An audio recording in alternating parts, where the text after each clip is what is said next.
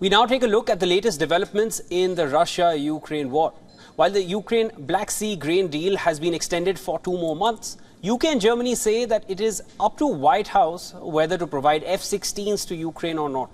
The extension of Ukraine's Black Sea grain deal by 2 months was confirmed by Turkish President Erdogan. He made these statements in a speech to officials of his ruling AK party. After the last ship left a Ukrainian port under the deal which was due to expire on Thursday, which allows for the safe export via the Black Sea of Ukrainian grain. More than 30 million tons of grain and agricultural products have been exported under the initiative to date. Meanwhile, European allies are dilly-dallying over the supply of fighter jets to Ukraine. Statement after Britain and the Netherlands announced a new coalition to help Ukraine procure F-16s from other allied nations. British and German top diplomats today ruled out supplying fighter jets, arguing they did not have the capacity to do so. They have put the onus on who?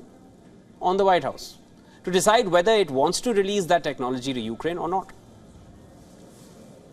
Und wir können auch keine aktive Rolle in einer solchen Allianz, in einer solchen Koalition spielen, da wir weder die Ausbildungskapazitäten, die Kompetenzen haben, noch die Flugzeuge.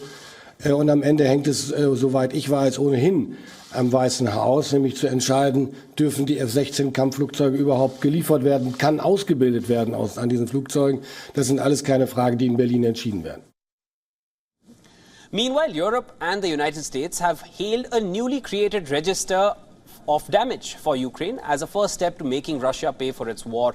The instrument created by the 46-nation Council of Europe records claims of damage or loss, paving the way to a future mechanism to compensate victims of the conflict. Well, first of all, I think it's important for the victims.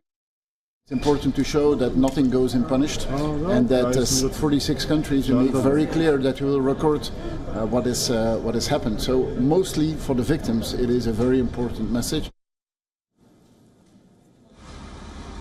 Meanwhile, Russian forces continue to pound Ukraine's southern city, Mykolaiv, with another missile strike. Mykolaiv Mayor Alexander Senkyovich said that car dealer office, shopping malls, several residential high-rise buildings and one industrial object were hit. A video released by Ukraine's emergency services showed firefighters working on site of damaged buildings. Mykolaiv, a shipbuilding center essentially, and a port, had a population of about 470,000 people before the war. The city has suffered heavy Russian bombardments throughout. Meanwhile, Ukraine's deputy defense minister said the country's military had taken back about 20 square kilometers of a Russian pincer movement around Bakhmut. The besieged city in the embattled east is the epicenter of fighting in Russia's invasion as of now.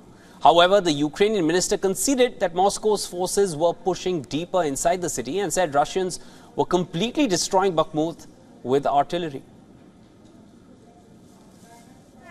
Пошли через